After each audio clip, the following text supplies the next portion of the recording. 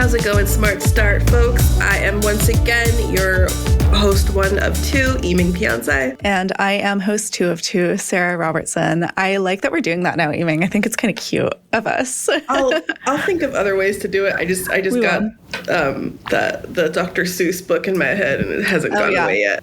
Oh yeah. Thing one, thing one and thing two. Mm-hmm. Sure. Love it. So office Halloween costume next year. Virtual, but probably, yeah. Yeah. Editor one, editor two. No, that doesn't sound good either. All joking aside, this is actually a really serious episode, so I apologize for all the laughing. But this episode stemmed from an idea that I had after going to Site in Mexico a couple months ago. I went to a session on DEI, and it was interesting and really thoughtful, and I really wanted to explore what DEI means now in the meetings industry, now that we have all this stuff going on. I spoke with Zoe Moore. She is an EDI strategic consultant, and she offered such great insight into what DEI is and what it can be and how it can be used and how we can evolve from it, how we can be better, and how we can kind of stand our ground in a lot of different ways, at least for the industry itself. And we had a great talk with her, Sara and I. We did, And EDI being equity, diversity, and inclusion, we might be more familiar with DEI. And Zoe makes a really great point, which you'll hear later in the episode, about the importance of actually saying the words of diversity, equity, and inclusion. Yeah. And I do think it's really relevant that she's put equity in the front. Yeah, she offered us some great, so much thoughtful things that I was just like incredibly blown away. I just couldn't even talk at one point. I was like, I don't even know what to say. That was like mic drop moment. Yes, for diversity. Absolutely. She was incredible. And by the way, Eming's article is incredible, so please give it a read. It is a fantastic resource. Thanks. And she spoke to so many brilliant people. I really hope we can keep having these talks and figuring out like how our industry is responding and feeling and doing what's right, by right of what makes the most sense. I really hope that we keep having these talks and figuring out what that means for us. Yes. So enjoy an hour of talking about care, talking about diversity, equity, and inclusion, diversity, and inclusion, and why naps are awesome. Let's go.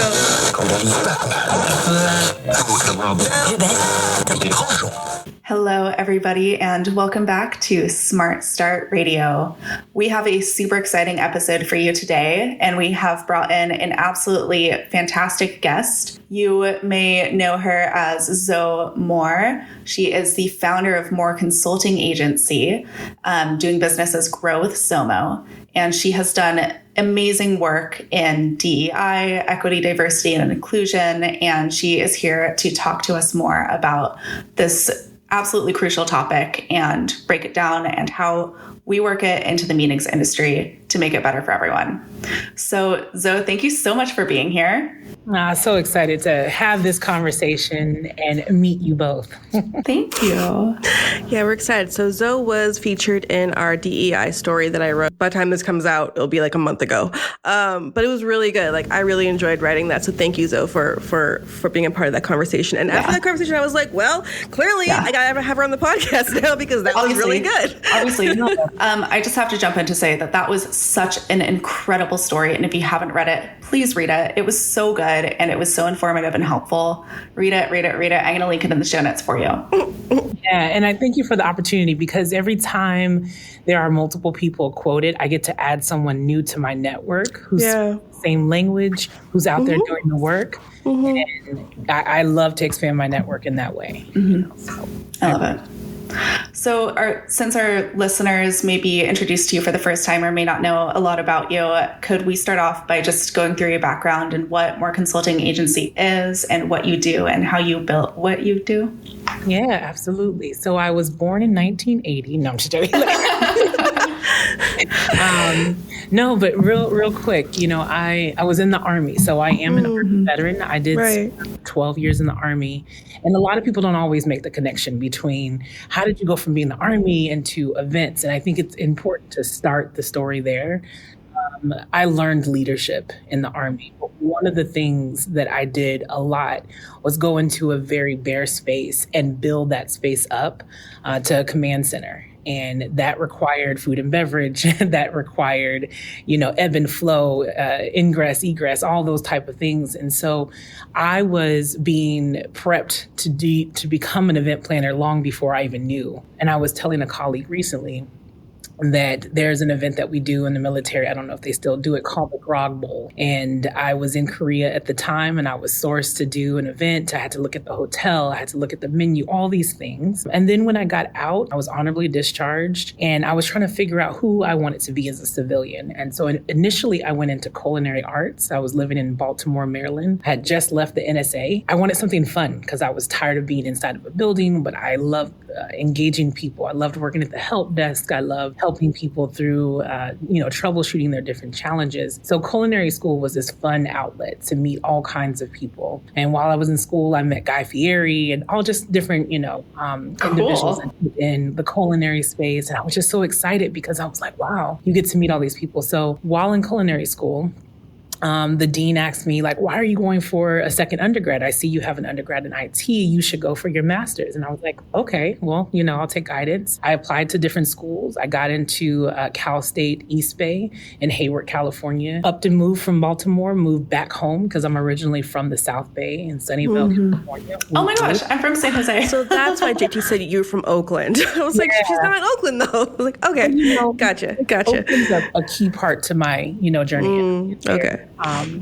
But yeah, Hayward's in between San Jose, Oakland. It's right in that area. And so I'm at school, and then one of my professors who I always shout out because he is instrumental in my career, and, Professor Padron, and he says, hey, let's go to this event by Meeting Professionals International called the Annual Conference and Expo. And I go to this event, and at this particular event, I am introduced to the meetings and events industry, right? Where there's so many different vendors there or booths.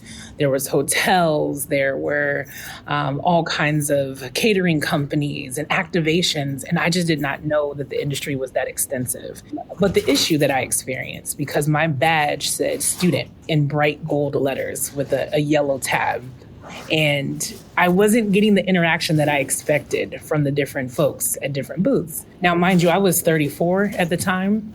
And so, I'm older, I had been through the military and things like that. But that student badge was determining how different people treated me. And I wasn't happy with that because, Professor Padron was like, you're going to go to this conference to get a job. And so I had my resume, I had my good suit on and thinking like that, and as we kind of interacted, different students and I interacted, it was like one of those things where you're like, what is going on? And so I reached out to an MPI member that was on the floor, told her our experience, got Professor Padron, bringing all these people together to talk to the students and explain to us what this conference is about. So we learned that each person was there representing, their destination or their hotel, and they're looking for event professionals who are going to fulfill an RFP, not necessarily the HR or the hiring people. And that right there is what kicked off me being like, they have a lot of biases on who these students are, and we need to have that conversation about just because these individuals coming to you are students and maybe you're not the correct person for hiring, this is also their first interaction with a company. And so if this is my first interaction and it's a negative one, I'm going to associate your company with my future in the industry. And there needs to be conversation around that. So that led to me starting an inclusion and diversity committee within Meeting Professionals International Northern California chapter. Did that for 2 years. That led to MPI's Global Diversity, Equity, and Inclusion chair with Tanita Mullen and John Ellenfeld being our liaison between, that committee and the IBOD, the International Board of Directors. Did that for 2 years and got a whole bunch of awards. And then, kicking off my business, moving here to Georgia. Now I'm a part of MPI Georgia. Where first I served as a director of inclusion, equity, and diversity, or community inclusion. And then now I'm just, navigating the current political climate and glad to be in a space where I get to constantly talk about this topic and let people know that it will never go anywhere, no matter what the acronym is or the person who's leading the administration, no matter how much angst or pushback they give. So That's my story in short. Well, it's quite a story. Yeah.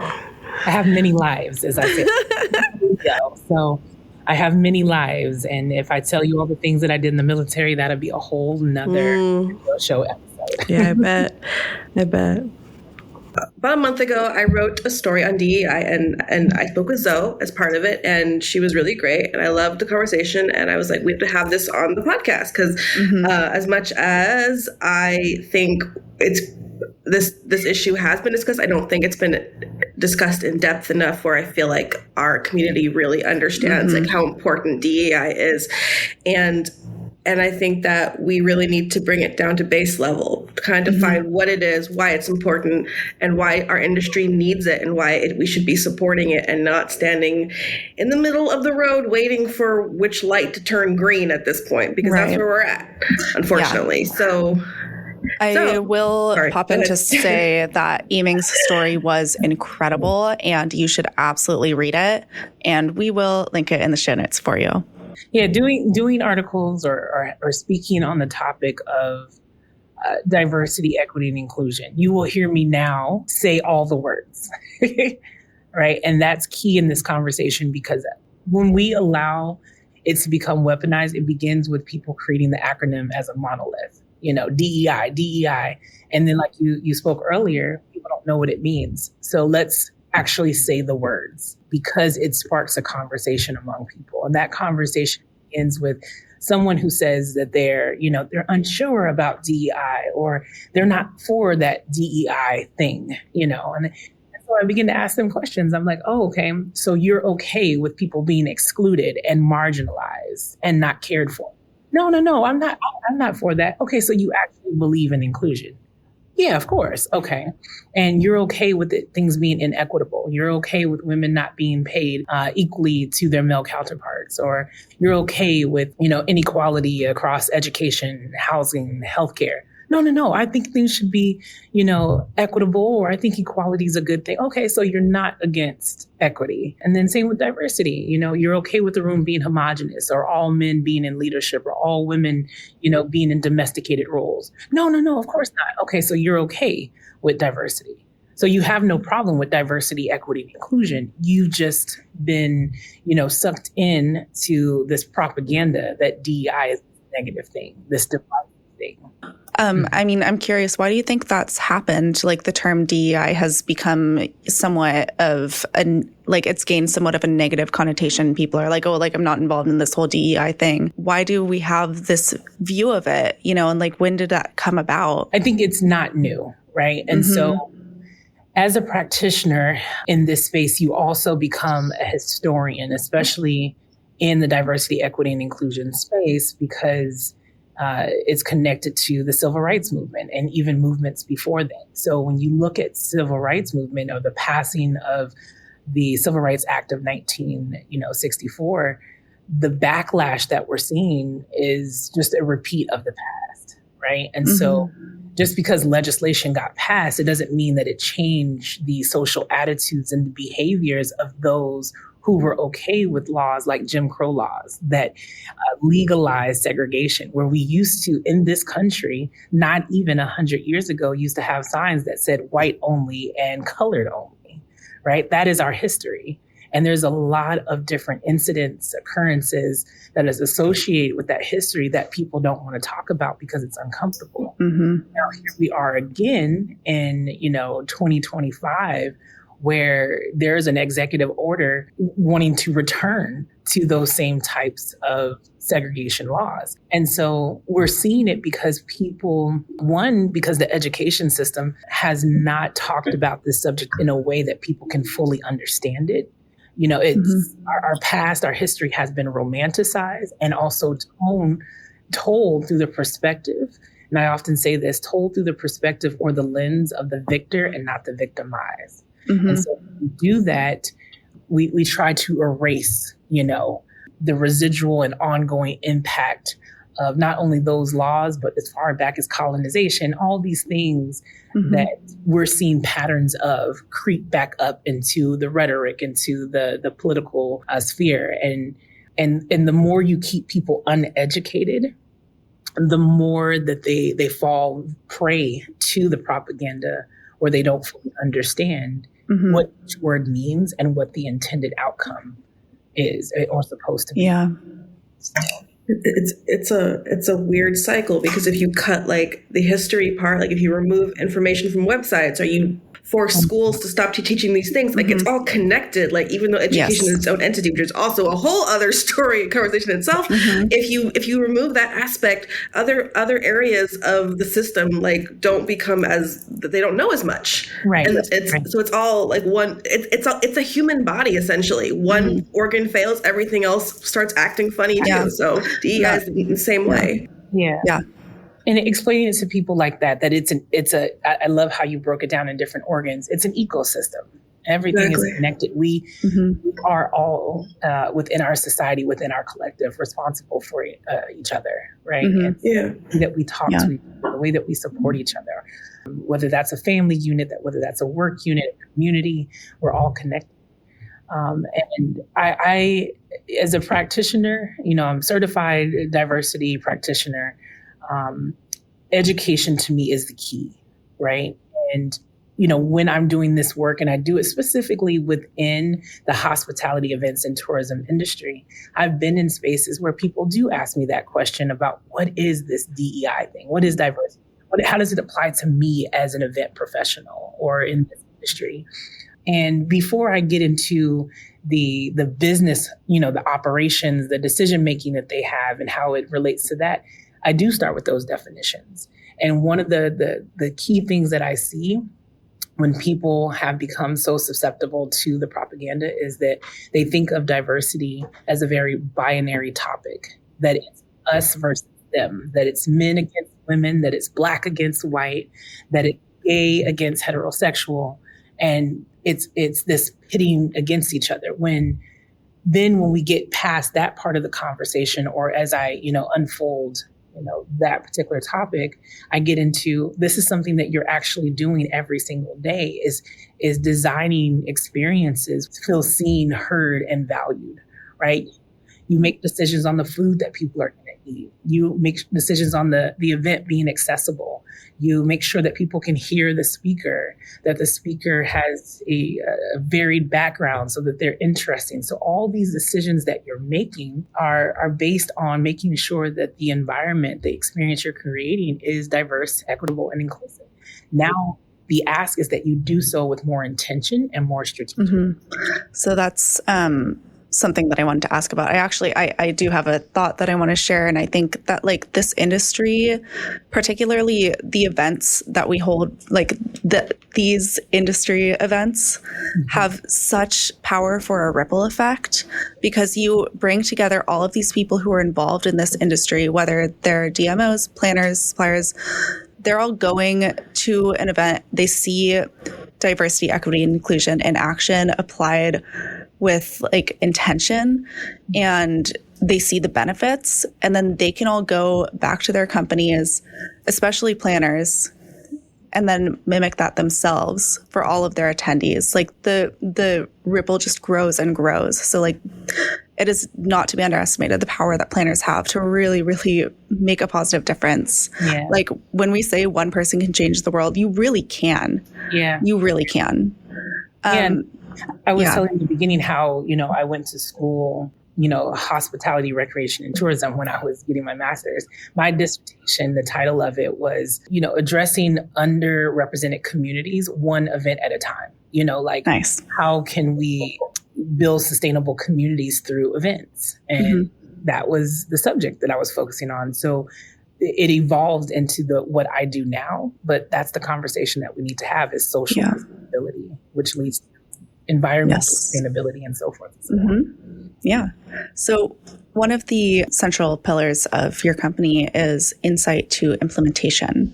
So would you talk a little bit about that? Like, how do we create insight, and what does that process look like from going from insight to implementation, and what does successful implementation look like? Yeah, absolutely. So, all of that, work and the use of insights implementation began with the course that I built about almost 4 years ago. So that lives with PCMA, Event Leadership Institute, and it's called the Event DEI Strategist course. So insights implementation is a framework. And I highly suggest that anyone who's engaging in this work, and I was, consulting organizations and consulting committees and individuals, is that you need a framework to guide the process, or you will get lost in the weeds and overwhelmed by all the things that you can do. And so the insight being phase one is gathering insight. You have to identify what is the current, status of your supply network, right? So you have a whole bunch of suppliers. And when you look through that list of suppliers that you're working with, whether they be hotels, whether they be photographers, catering companies, florists, and now let's look down into the demographics of those different companies. What is the size of the company? Are there any small businesses? Are there any Black-owned businesses, women-owned businesses? And ask yourself those questions, gather that insight. So that's how you look at your supplier network. You look internal to your organization. What does your staff look like? What does your clientele look like? So you gather insight to understand how you're currently doing business and where are there opportunities for growth. And then you move into phase two, where now that you've gathered this insight, you inform, the executive suite, or you inform the particular, stakeholder that is asking these questions or that you're planning to work with. So you inform them. Phase three is you move into this realm where you're now putting these ideas together, how you can look at those opportunities for growth and make a plan for it, where you only focus, because you're going to find a lot of information in phase one that you could focus on, but narrow those down to 3, no more than 5, so that you can actually do the work and not get overwhelmed. And in that template that I use within this framework, there's a parking lot. So you can identify there's other areas that you want to work on, but that they're not the top priority immediately. And then you get into implementation. You start implementing these things and seeing where you have enough resources or you don't, whether those resources are money, whether it's the capacity of your team, the knowledge of your team, and you assess yourself through this implementation. And then as you are implementing, of course, you have to, make adjustments. You have to either invest more money, more time, more capacity, and things like that. And then as you refine that implementation, you iterate. So to repeat it back over again, you're constantly gathering insight. You're constantly informing what worked, what you should sustain, what you should improve on. You're constantly innovating. You're constantly implementing. And it's, my favorite number is 8. So I draw it like the infinity symbol. It's a journey. It's not a destination. You don't say, oh, we tried it. It didn't work out. You say, what do we need to do better the next time? And so I use framework to guide my clients through a process. So I can ask them, what did you implement? And, who was involved? Who was informed? Things like that. And so, the frameworks are very helpful. And as people have taken this course over the last 4 years, I often, because we have a forum which they can engage with each week. It's a 7-week asynchronous course. And people often write dissertations where they're like, light bulbs have just went off, right? Like, now I can take this and use this framework to really put forth the ideas that I've had about what it looks like to be committed as a company. Because I always say people express their commitment, but they're not intentional with it. And so that framework allows them to be intentional. Yes. So, in your opinion, how can this industry be more intentional? Because the events industry is, the whole point of it is people coming together. That's the main theme. Yeah. So if DEI is like kind of in this weird spotlight of like, do we want to engage with it? Do we want to talk about it? Do we want to have it? Someone I spoke to said that it supports your ROI, because that's really what you want. Yes. It's all about money at the end of the day, really, if we're being honest. So embracing DEI supports that. Right. So, right. Yeah. In your opinion, where do you see that heading? Yeah. I smile because you said the ROI, right? And I know that so many people understand that it is about making money. That's great. We all need income to be able to enjoy our leisure activities and to take care of our fixed, things that we, our mortgage, our car notes and all that kind of stuff. But within this industry, we have to understand, the economic impact of our industry globally and domestically. And we're a couple of weeks away from, actually not even a week, we're about a week away from Global Meetings Industry Day, which talks about our industry. So you have to finish the sentence. It's about making money, but where does that money go? How does that money benefit the destinations, the companies, the community? And that goes back to my thesis, right? If we understand that one event that has, I think the report says 75 attendees creates 7 jobs, right? And I think I have my numbers off, but I can pull up that information. But you're looking at, the staff that's running the venue. You're looking at the catering company. You're looking at the photographer. You're looking at all the jobs that are created. And if those jobs are created within a community, you've not only brought income to those individuals, they can reinvest back into their community. And you're also bringing foot traffic into that destination. So they're spending at hotels, they're spending at restaurants, right? So when we talk about, our work in this industry as an ecosystem, our events are giving back to those destinations, shining a light onto that destination, bringing people to places they may have never been, learning about the history, learning about the challenges, the beauty, all of that, within an event. And so it's so much more than just what is happening within your event. It's the impact that event makes, that ripple effect. You mentioned it earlier, right? Ripple effect that an event has. Oftentimes, I don't think an event planner who's caught up in their checklist with their head down, they often understand that ripple effect. And that's the conversation about DEI. Do you understand? In my thesis, one of the things I wrote about was the Grand Prix in Baltimore. And so it's great to talk about how fast the cars are and how many attendees and people love the Grand Prix. But what we weren't talking about was how many streets had to be cut off during the Grand Prix. And when streets are blocked, it prevents people from getting to their medical appointments and getting to their jobs. And so how we as event planners become aware of the impact that we have on these destinations, both in positive and negative ways, so that we can make better and in more informed decisions. Absolutely.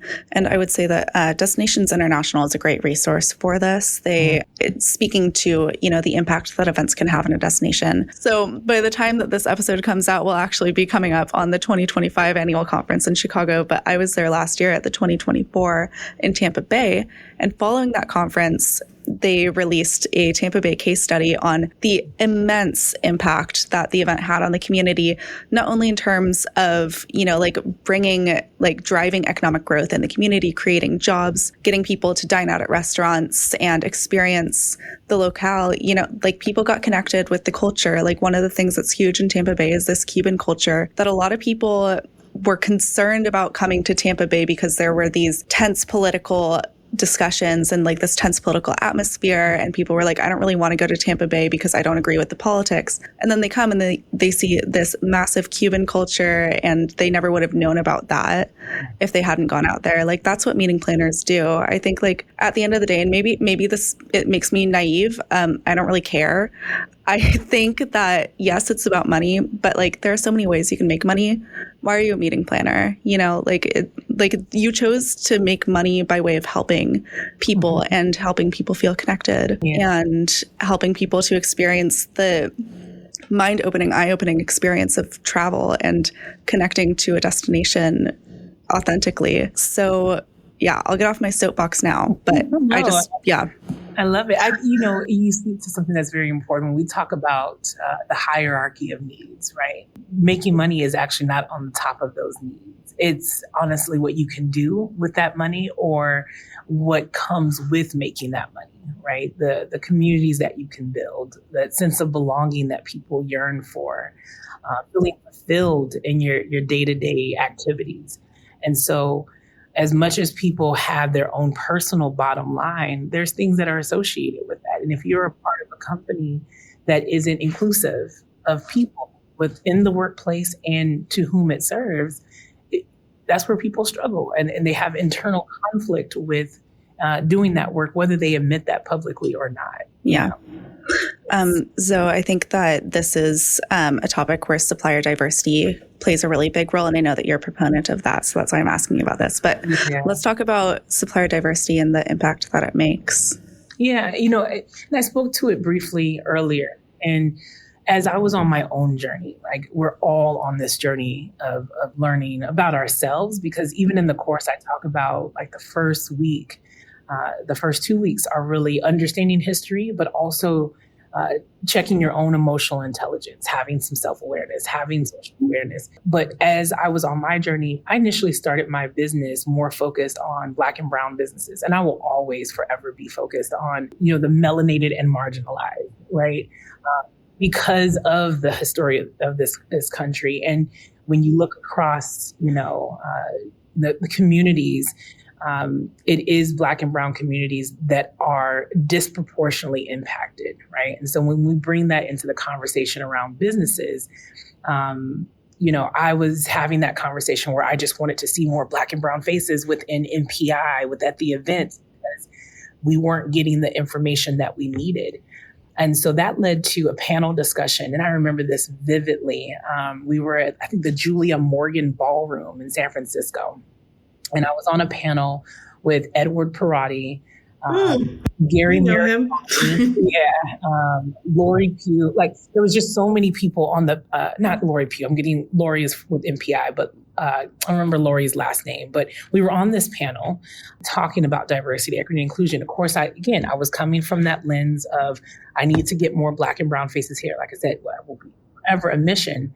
But after we had the conversation, speaking through the LGBTQ lens for Gary and Edward, talking from the Asian lens, Gary was representing that. We were just talking about all kinds of topics. When we got off stage, out of my left side, I could see my salad. I was so hungry. I wanted to eat. And out of the right side, I saw a line of people who in that line, there were people with tattoos, there were women, there were gay people, there were just people who had all kinds of input based on the conversation. They were like, some people won't hire me because I have tattoos. Some people won't hire me because, I'm blonde and they think I'm not this. And there's all these biases they were presenting, and I'm like, food over there. But I'm so intrigued that so many people have so much to say about not being seen, valued, and heard. And so my ability as an advocate began to expand. I started to feel more like, if you're familiar with Fred Hampton, it was the movement of the Rainbow Coalition, that we are together, we are stronger, right? That we have the same challenges. You may be a white woman and I'm a Black woman. And while our different nuanced experiences and challenges may be different, by us working together, we get more done, right? And so it evolved, right? And so that gets me to how I got to supplier diversity, because I realized that in order to have this conversation as a practitioner within this space, I had to speak to business folks. And I would do presentations in the beginning that would say diversity, equity, and inclusion in the marquee. And a specific group of people would get up and leave. And that would be the finance team. They'd be like, okay, this conversation doesn't pertain to me. But then I started changing the title of my presentation to be more inclusive. And I said, how can I make you money, save you money, and help you stop losing money? The finance people stop leaving, right? And so they're sitting there at the workshop and we're talking through supplier diversity.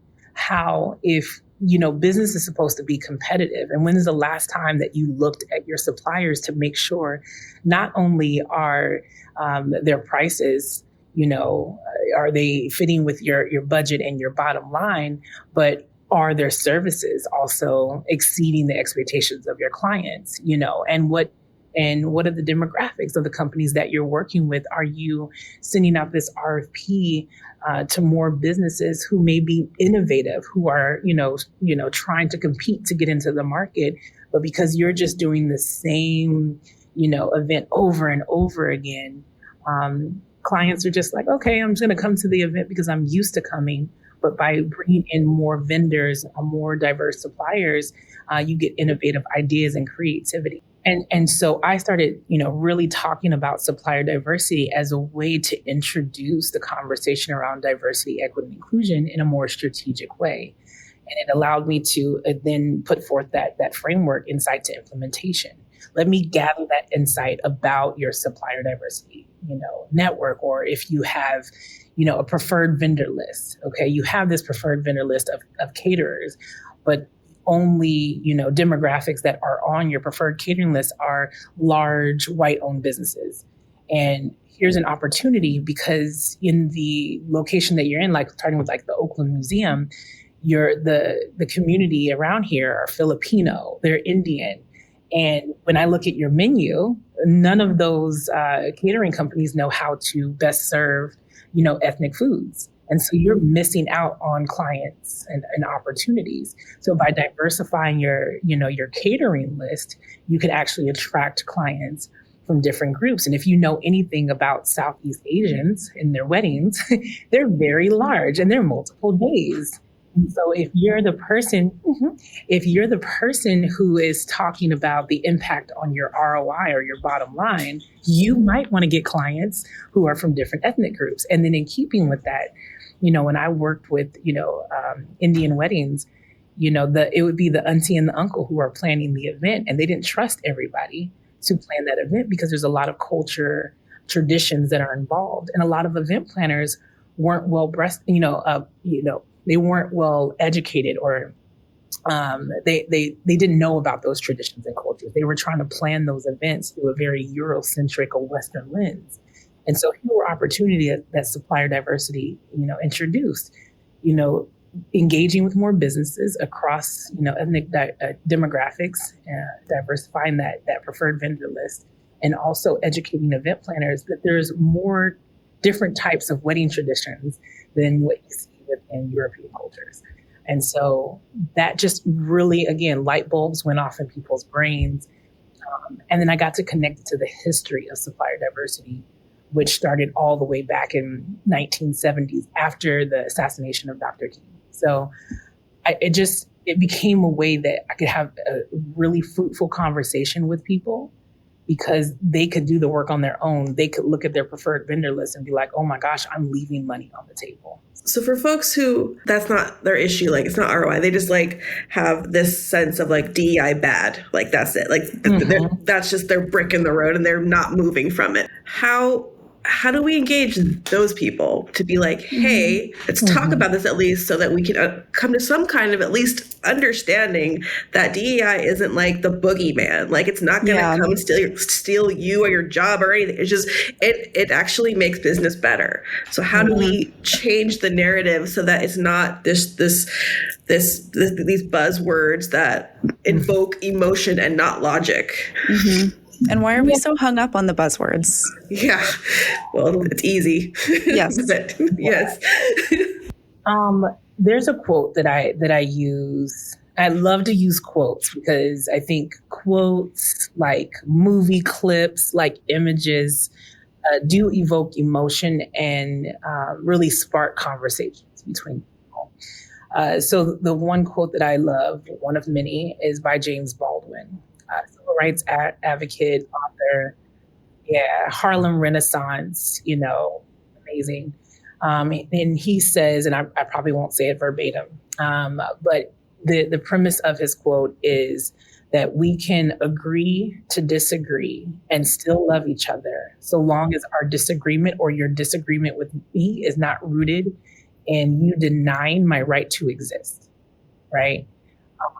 And so when engaging people who are on the fence about the topic of whether or not all people should be included, that equity is beneficial to all of us as a society, that diversity is good for us economically, socially, and all the things.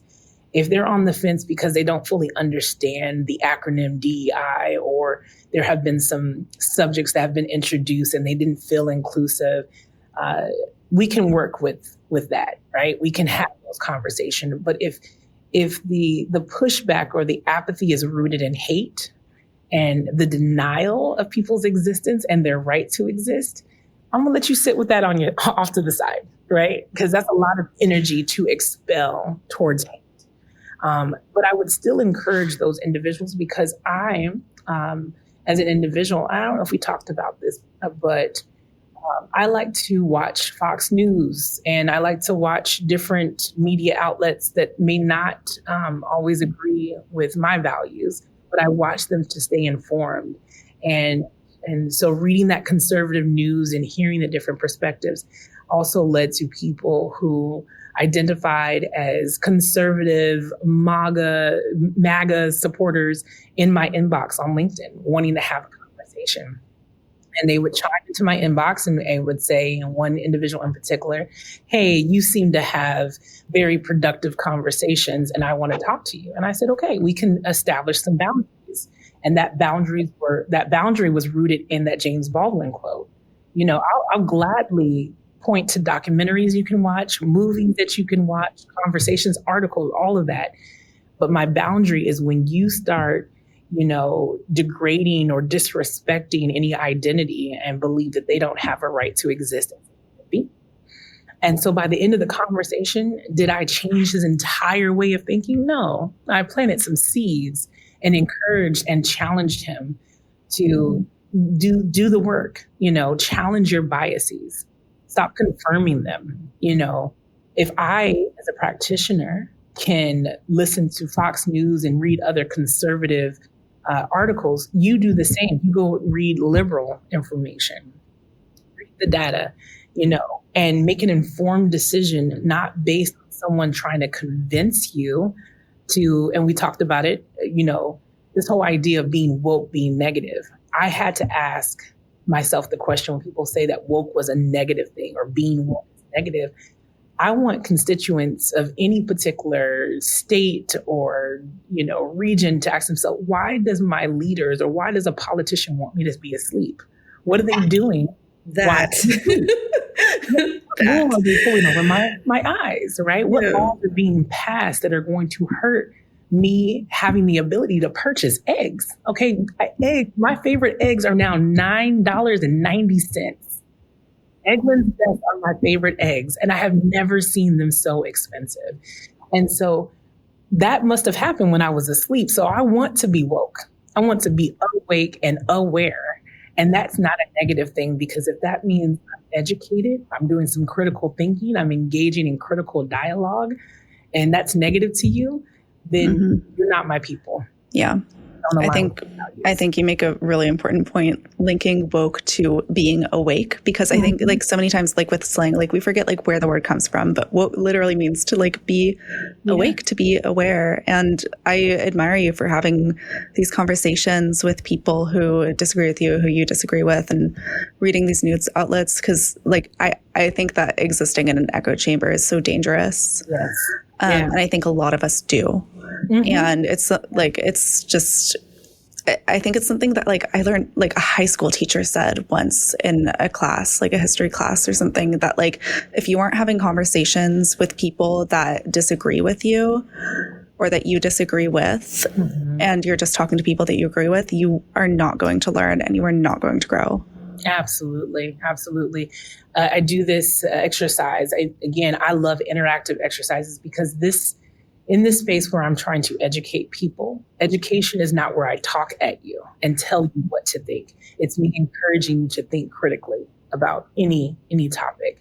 And so one of the exercises is an ABC exercise, and it's the affinity bias chart, right? And so I have people take out a blank page, and on the top, they list out people who are within their circle of influence, right? And so you list out 6 individuals, that you're really close to, that you call and talk to. You can do your circle of influence. You could look at the movies that you watch and the directors of those movies. You could look at books and the authors of those books. List out their names.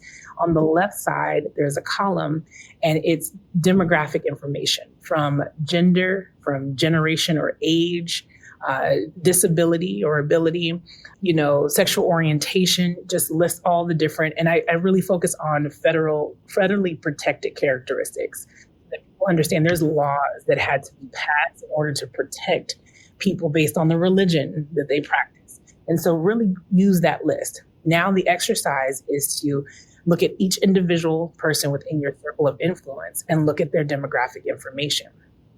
Once you complete the chart, step back and look at the patterns. Are all the people within your circle of influence within the same generation or age? And are you that person who says, well, back in my day, when I was younger, well, if you're not talking to younger people, you know nothing about them. Like, I really respect my 20-year-old son, Jordan, right? He's 20, he goes to college. And when he speaks, I listen to him, not from a perspective of I know more because I'm older than you, but what wisdom can he share with me? And same, go back to that chart again, and you ask yourself, am I only around white people? Am I only around conservatives? Am I only around liberals? Even for liberals or people who are, all about human rights, you also have to be around people who are in opposition of people's human rights. Again, with the boundary that you set to protect your peace, but you have to hear their perspective. Like Jake Vance has a movie, The Hillbilly Elegy. Right? I watched it with an open mind I want to know, what is life like in the Appalachian Mountains, right? I don't know that community. What resources are they lacking? And what is the propaganda being pushed to people who are fighting to have jobs and healthcare, right? If we connect it back to history, we understand that what's being pushed to them is that it is the immigrants who are taking your jobs. It's Black people who are taking your jobs. So if I can pit you against each other, right? And so that chart helps you understand the thinking of the people within your circle of influence and why you might live in an echo chamber. Now, how and what are you going to do to break out of that echo chamber is you're going to diversify, just like your supplier diversity list or preferred vendor. You're going to diversify your circle of influence, or the books that you read, the movies that you watch, the news outlets that you go to, so that you can actually seek to challenge your biases and not to confirm them. And so that helps us now. That's education. Education is questioning what you're learning, not just to memorize what somebody's telling you, but to actually process and be like, I have more questions. So I always encourage doing that exercise.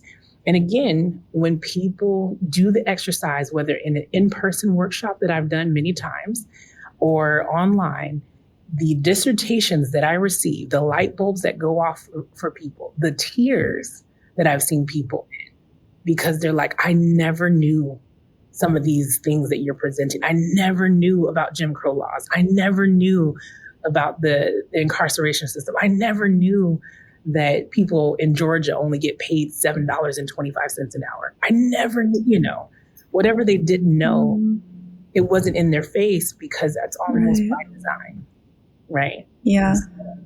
Once again, I think I'll just reiterate what Zoe said earlier. When we work together, when we talk to each other, when we work together, we get so much more done. Yes. Yeah. We have so much more power. Absolutely. I do the visual of a fist, right? And so if you hold out your hand and, just individual fingers, and you have to, fight for your life, and you just try to punch with your thumb or you punch with your index finger, what will happen to those individual fingers? You'll more than likely break them or stub them really bad, and it hurts. But collectively, as individuals, if we represent each finger in the hand and we come together, and that's where you see that representation of the fifth, is that power to the people, right? We are now a force to be reckoned with, and we have more power in this fist. Bruce Lee used to just do one quick punch. It was more powerful than just the pinky operating by itself. So that is what the whole collective and the community and us talking about civil rights is, that everyone deserves to be seen, valued, and heard, right? And for those who are disproportionately impacted, their voices are loud because there's a desperate need to make sure that I can sustain it within my community, I can sustain within my identity, and then I'm not denied the right to exist. And so we do that work within the meetings and event space by bringing people together to be educated on those topics, to see individuals within their community or outside of their community, and learn that they are human beings, right? Right. Yeah. That's what it comes down to. We're all just humans trying to have meetings. Why can't we just do that? Why do you make it so complicated? I wonder. Because we're human. We are complex humans, but it's sad to me. Like I had this conversation with a colleague, and I'm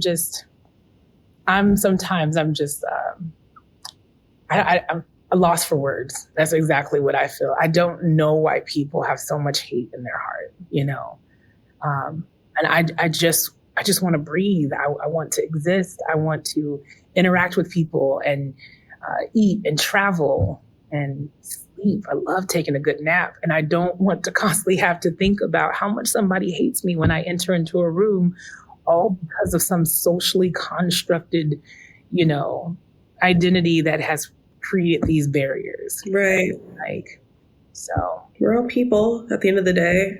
Right. It's a matter of spin and whatever else is going outside of the meetings industry that is really causing all the stress of it, unfortunately. And I really hope. We are a people-centric business. We are a people-centric industry. Yeah, we are. We have to have this conversation because we are constantly corralling people, So. Yeah. I would like to talk a little bit about, how we can incorporate more authentic DEI in diversity, equity, and inclusion. I'm going to actually start saying the whole adage. How can we authentically incorporate diversity, equity, and inclusion into an event space? Like, think about a hypothetical event. So when you walk into an event, what are some of the things that tells you this event is doing diversity, equity, inclusion authentically, with intention? Yeah, it starts before anybody even arrives at the event, right? For those that have cognitive disabilities or that, have sight or hearing, challenges that they experience. It starts with the registration page, right? It starts with the colors that you're using, the font that you're using, the navigation to get around the registration, the information that lets me know that, the safety protocols, the transportation protocols, what kind of, on the registration form, does it ask about my food preferences and restrictions? It begins there. And then when people arrive into a space or even a destination, are people aware of the history of the destination? That matters, right? And, if it's a building that's right across from a statue that has some historical, baggage attached to it, are you aware of the placement of your venue and whose land is it on? Is it indigenous land? Are you paying respect to whose land it is, right? When you walk in physically to a space, sound matters, lights matter, the warmth of the facility.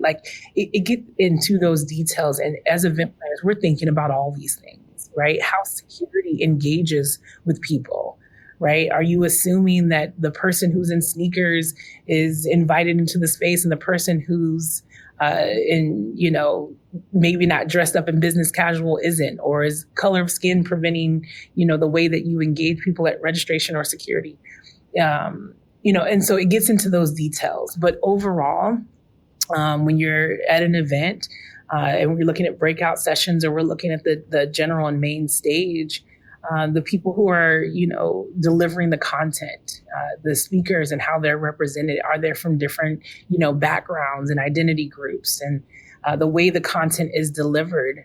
If it's people who are speaking different languages, do we have captions on the screen? Do we have, we could go through every single detail, from the speakers to food and beverage to location, giving people time to rest. That became a really big thing post-COVID, where instead of having these back-to-back sessions where people are drained and exhausted at the end of the day, people want time to just sit and breathe and interact with each other, or even go back to their hotel room and take a nap. I love that. Yeah, I love a good nap during an event.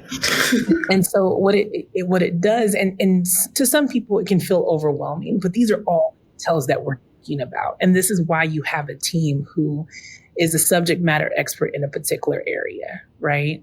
someone who's managing registration, and you're thinking about what is that experience that, these different personas, these different identities have when they come up to registration? What is the tone of the people who are delivering customer service, right? And so we have to think through these details, and we're thinking about the details not just through the lens of one identity. We have to think about the impact and what hinders somebody having a good experience, and what, provides an accessible experience. It is our responsibility as an event planner. And that is meeting the needs of our stakeholders, and everyone's a stakeholder, from your attendees to the vendors to the speakers, your team, right? There's all different types of stakeholders, and we have to engage them as human beings who want to be seen, heard, and valued. So I walk through event planners. I walk through this with event planners, with companies who are suppliers, to think through the details. And usually, it gets down to one particular group. I remember working with an organization who a large part of their attendees were formerly incarcerated. And so a lot of times when someone has been formerly incarcerated, when they come out, they don't have an ID. Now, part of the check-in process at a hotel, what do they ask you for, right? A credit card and an ID. Now, that person who's formerly incarcerated doesn't want to be like, hey, I was just locked up 10 days ago and I don't have an ID, because what is that reaction going to be from that lobby host or that, And so they wanted to figure out ways to reduce that particular experience, like how to reduce the fear and trepidation, the experience. And so we talk through those details. It's not about always having the answers. It's the fact that you have to address that conflict exists, right? And what is the training that we need to demystify that particular conflict? But what we're used to as people is we avoid conflict. Let's just not talk about it and act like it doesn't exist. And when you avoid conflict, it is conflict, right? And so we just train people to think about social equity responses. How do you train the hotel? How do you train your staff? And how do you, by working together with your supplier, with your team, create the most inclusive and equitable experience for each of your guests? And then when they give you feedback that their experience was not the greatest or it was great, what do you do with that information? Mm-hmm. I think it's interesting when you talk about conflict and how we avoid it. I think that when we talk about diversity, equity, and inclusion, we have some people that are huge proponents of it and they're doing great work. Mm-hmm. We have some people that don't even want to hear it. But then I think the vast majority of people are in the middle, somewhere along this line spectrum. Mm-hmm. And I think that when people feel uncomfortable talking about DEI, maybe we can reframe that as it's a signal that there is conflict. Mm-hmm. We can't shy away from conflict if we want to make progress. Yeah. When I think about it from that lens, right, a lot of people, especially now in this time, those who are hesitant to speak up because they could lose their job, they're going through, trying to acquire new clients and they're afraid of their reaction and things like that. I think back, again, I connect everything that's currently happening to history because it has this residual and impact. So, Martin Luther King Jr. was locked up. And while he was locked up at one point, he wrote a letter from the Birmingham jail. And what he talked to was, that it was the moderate. It was the person in the middle he was most worried about, right? And the reason why he was worried about them is because they're, again, such a large group. But when you are silent about things that are detrimental to our society, you're worse than the person who is an overt racist. You're worse, right? And so in that space of your fear, of your hesitation, of your, I don't know if I should speak up, that's exactly when you should speak up. And even when we have this comparison as of late with what's going on to 1933 Germany, there's that poem that comes up where it says, first they came for my neighbor and I said nothing.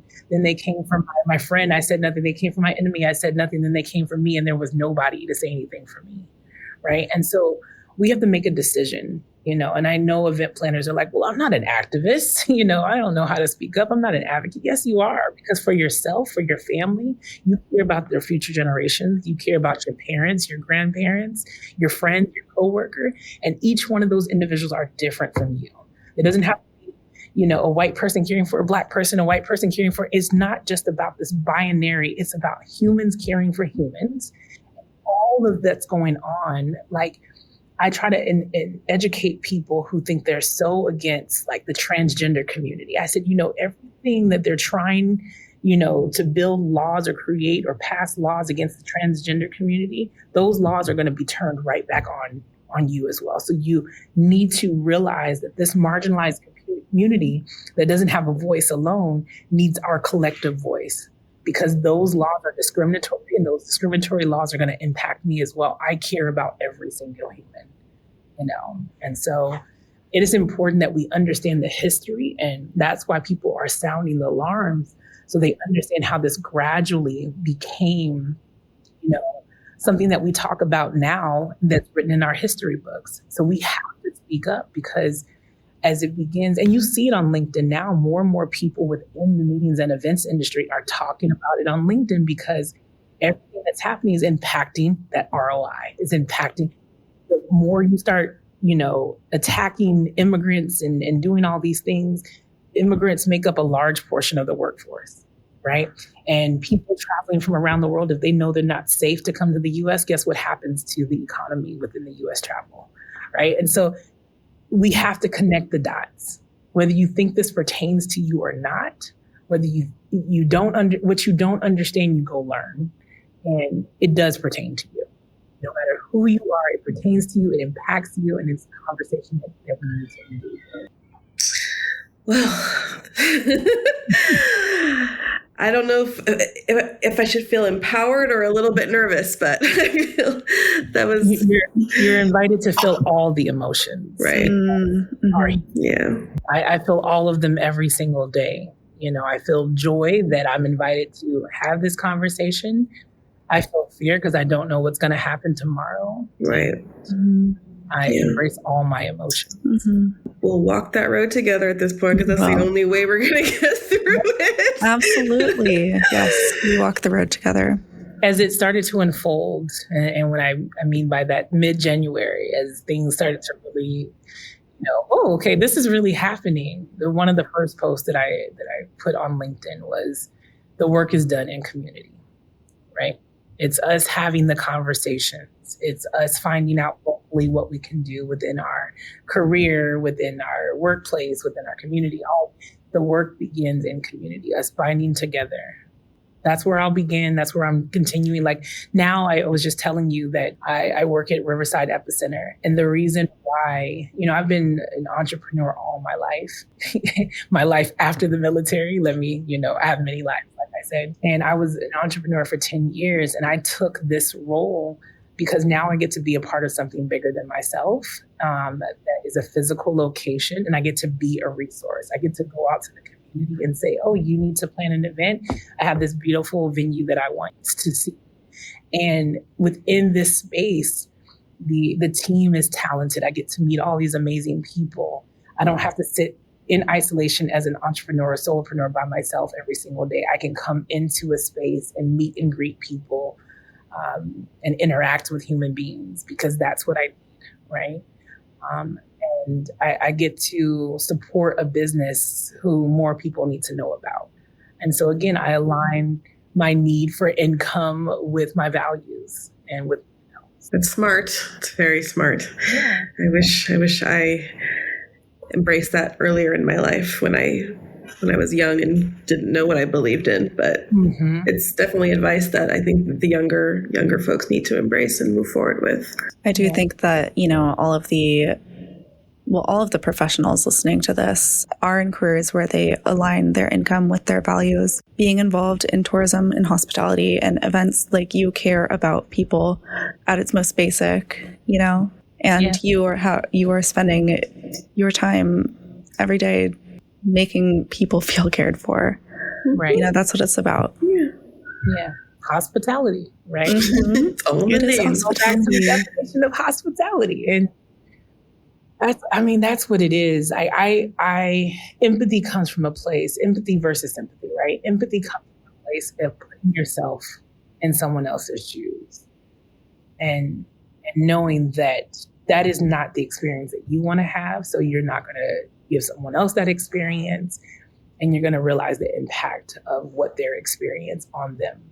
And you recognize that, again, back to the quote with James Baldwin, I do not have the right to deny somebody the right to exist, the right to be human, right? For us, and I haven't met either one of you in person, right? But just from talking to you and reading the article that was written, I know we're like-minded, right? In the way that this is common sense to us, right? It's like, duh, yeah, like human beings, they need love, they need shelter, they need healthcare, they need a wonderful event to enjoy and interact with people. This is common sense. So our responsibility within the space of it being common sense is to work with people who are on their journey and not act in a way, you don't heal people by, attacking them with a violent or, being defensive about what you believe. You realize you're on a different part of your journey and they're learning. And so asking questions, providing definitions, providing documentaries and resources and books that they can read, and then creating that space where they can ask questions.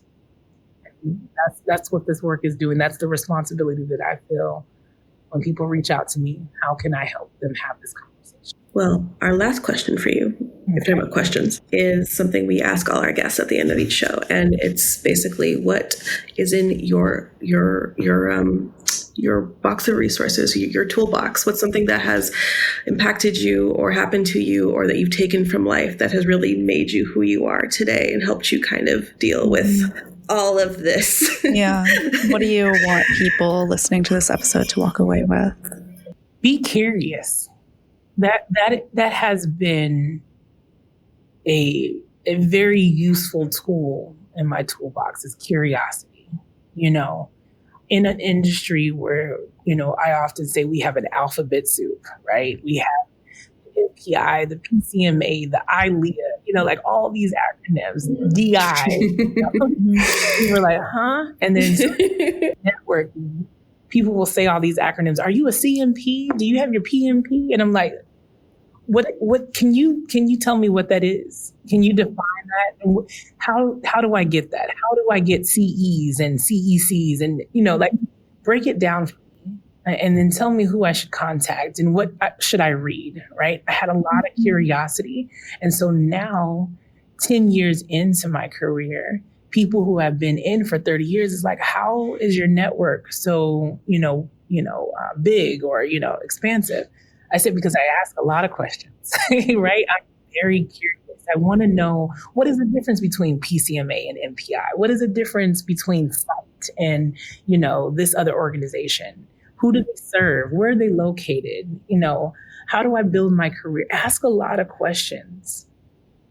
Do that within your team. Be curious. Curiosity is critically thinking. It is constant education. It's being open and okay with not knowing, because in not knowing, there's an opportunity for growth. So curiosity, be curious. I'm gonna put that on a t-shirt. Okay, well, once you do, let me know where I can buy one. Yeah. Thank you. Yeah. Let us know, because we'll definitely talk about it, promote it on the show, and probably wear it. Oh, yeah. I tell my son right now, he does all nice cups, some mugs, and some t-shirts, and just sit. Yes, please. Yeah. Do it. Do it. Absolutely. Yes. Thank you so much for being on. This is better than I could have imagined. I honestly really loved our talk, and this is even like 10 times that. So thank you. Yes, feeling the full spectrum of emotions, but mostly gratitude. Thank you for being here. Thank you for taking the time to have this conversation, because we need to have more of these conversations every day. So thank you. You have plants, and if you look at my logo, I have a little seedling within my closing statement that says, "Let's grow together." I love that. That's so cute. I love that. That's a great mantra. Yeah, exactly. It's about cycle of growth. Let's constantly seek ways. Absolutely. Well, I feel like I grew with both of you in this past hour. And dear listener, I hope you feel like you grew with us too.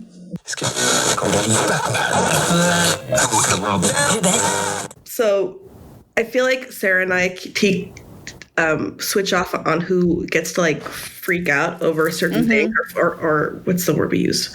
Fangirl. I feel like I was fangirling a lot in this particular episode, but I really enjoyed it. I really enjoyed this conversation. Zoe is amazing. Like, seriously, can we like be besties? Can we just? Yeah.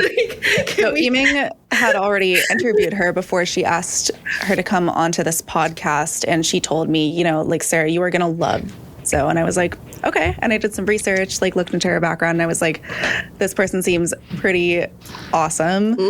And then I sat down for this podcast episode, and I was just blown away. She is incredible. So many things beautifully said. And I mean, like, I think that she is just a fantastic educator and advocate, and she is doing really, really, really crucial work. So yeah, it's great when you meet people who are like doing the work, but like doing it like intentionally, and like they're just hitting like nails on like a wall, just like bam, bam. Yes. It's like, I want to be you when I grow up. Yeah. I know I'm like older, but one great thing she said that I thought I was going to say in the show, but I didn't say it live, was that like, it's good to have like diverse like people, like younger, older. And I think our show specifically, like, I'm grandma, that's fine. And you're Gen Z. Like, it's fine. Like, you're a millennial. Grandma, sure. Okay. But not actual grandma, but like we intentionally created the show to have like a range. Like, we wanted to have like a diverse sense of like, from different groups, different ages, different ways of life. And I really hope, at least I hope our audience sees that, and that we're trying to like keep it not just like one note. So we hope you enjoy this episode. And thank you for listening. Remember to be curious and that you belong here. You do belong here. And the next time you see Sara on the show, she will be recording from Seattle. Yes. Different background. Yes. That's not it. This is not it. This is not it. This is the result of some technical difficulties. Yes. Which we have edited out, which you'll probably still see if you see the visual part of this episode. It's fine. But in the meantime, we will see you next week. We'll see Sara in Seattle, and you belong here. Thank you for listening. You've been listening to Smart Start Radio, a Smart Meetings production. Interested in being our next guest? Connect with us at editor@smartmeetings.com.